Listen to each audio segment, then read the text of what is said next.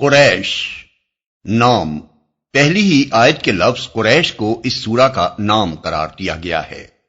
زمانہ نزول مفسرین کی عظیم اکثریت اس کے مکی ہونے پر متفق ہے، اور اس کے مکی ہونے کی کھلی شہادت خود اس سورہ کے الفاظ رب ھذا البیت یعنی اس گھر کے رب میں موجود ہے۔ اگر یہ مدینے میں نازل ہوتی تو خانہ کعبہ کے لیے اس گھر کے الفاظ کیسے موضوع ہو سکتے تھے؟ بلکہ اس کے مضمون کا سورہ فیل کے مضمون سے اتنا گہرا تعلق ہے کہ غالباً اس کا نزول اس کے متصلاً بعد ہی ہوا ہوگا۔ تاریخی پس منظر اس سورہ کو ٹھیک ٹھیک سمجھنے کے لیے ضروری ہے کہ اس تاریخی پس منظر کو نگاہ میں رکھا جائے جس سے اس کے مضمون اور سورہ فیل کے مضمون کا گہرا تعلق ہے۔ قریش کا قبیلہ نبی صلی اللہ علیہ وسلم کے جد اعلیٰ قصی بن کلاب کے زمانے تک حجاز میں منتشر تھا۔ سب سے پہلے قصی نے اس کو مکے میں جمع کیا اور بیت اللہ کی تولیت اس قبیلے کے ہاتھ میں آ گئی۔ اسی بنا پر قصی کو مجمع یعنی جمع کرنے والے کا لقب دیا گیا۔ قصی کے بعد اس کے بیٹوں عبد مناف اور عبد الدار کے درمیان مکہ کی ریاست کے مناصب تقسیم ہو گئے۔ عبد مناف کے 4 بیٹے تھے، ہاشم، عبد شمس، مطلب اور نوفل۔ ان میں سے ہاشم عبد المطلب کے والد اور رسول اللہ صلی اللہ علیہ وسلم کے پردادا کو سب سے پہلے یہ خیال پیدا ہوا کہ اس بین الاقوامی تجارت میں حصہ لیا جائے جو عرب کے راستے بلاد مشرق اور شام و مصر کے درمیان ہوتی تھی، اور ساتھ ساتھ اہل عرب کی ضروریات کا سامان بھی خرید کر لایا جائے تاکہ راستے کے قبائل ان سے مال خریدیں اور مکے کی منڈی میں اندرون ملک کے تجار خریداری کے لیے آنے لگیں۔ دوسرے عربی قافلوں کی بنسبت قریش کو یہ سہولت حاصل تھی کہ راستے کے تمام قبائل بیت اللہ کے خدام ہونے کی حیثیت سے ان کا احترام کرتے تھے۔ انہیں اس امر کا کوئی خطرہ نہ تھا کہ راستے میں کہیں ان کے قافلوں پر ڈاکہ مارا جائے گا۔ راستے کے قبائل ان سے راہ گزر کے وہ بھاری ٹیکس بھی وصول نہ کر سکتے تھے جو دوسرے قافلوں سے طلب کیا جاتا تھا۔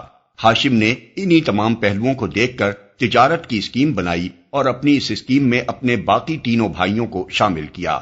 شام کے غسانی بادشاہ سے ہاشم نے، حبش کے بادشاہ سے عبد شمس نے، یمنی امراء سے مطلب نے اور عراق و فارس کی حکومتوں سے نوفل نے تجارتی مراعات حاصل کی۔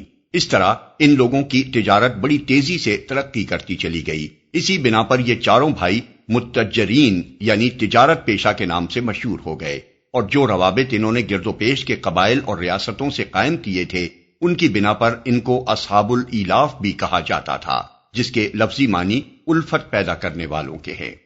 اس کاروبار کی وجہ سے قریش کے لوگوں کو شام، مصر، عراق، ایران، یمن اور حبش کے ممالک سے تعلقات کے وہ مواقع حاصل ہوئے، اور مختلف ملکوں کی ثقافت و تہذیب سے براہ راست سابقہ پیش آنے کے باعث ان کا معیار دانش و بینش اتنا بلند ہوتا چلا گیا کہ عرب کا کوئی دوسرا قبیلہ ان کی ٹکر کا نہ رہا۔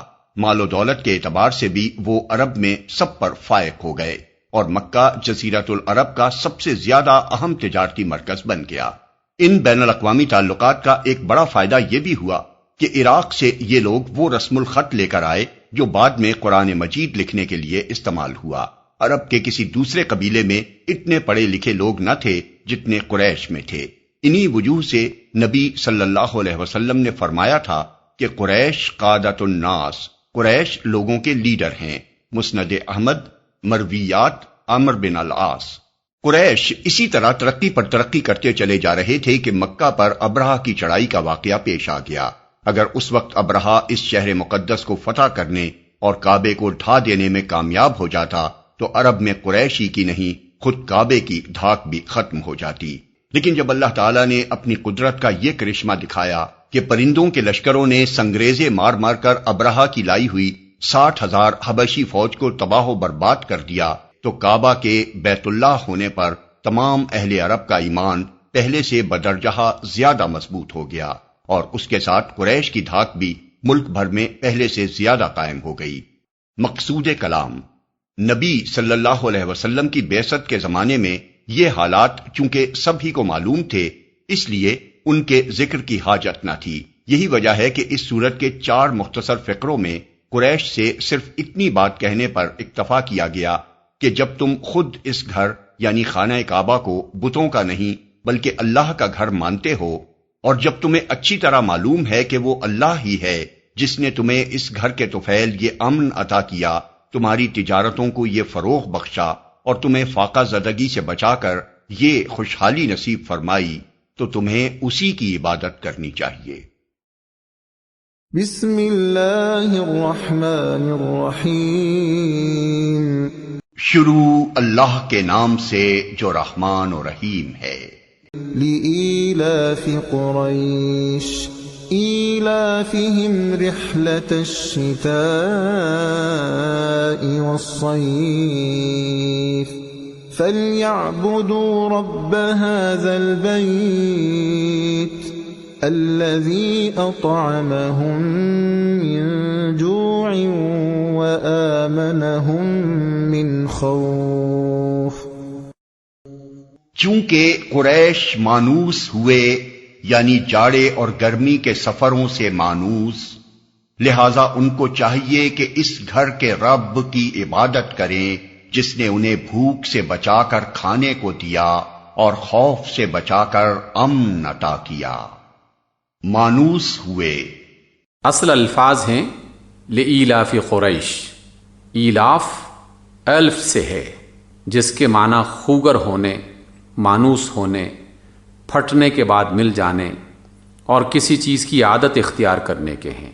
ایلاف سے پہلے جو لام آیا ہے اس کے متعلق عربی زبان کے بعض ماہرین نے یہ رائے ظاہر کی ہے کہ یہ عربی محاورے کے مطابق تعجب کے معنی میں ہے، اور لإیلاف قریش کا مطلب یہ ہے کہ قریش کا رویہ بڑا ہی قابل تعجب ہے کہ اللہ ہی کے فضل کی بدولت وہ منتشر ہونے کے بعد جمع ہوئے اور ان تجارتی سفروں کے خوگر ہوئے جو ان کی خوشحالی کا ذریعہ بنے ہوئے ہیں، اور وہ اللہ ہی کی بندگی سے روگردانی کر رہے ہیں۔ بخلاف اس کے خلیل ابن احمد، سیبوی اور زمخشری کہتے ہیں کہ یہ لام تعلیل ہے اور اس کا تعلق آگے کے فقرے فَلْيَعْبُدُوا رَبَّ هَذَا الْبَيْتِ سے ہے۔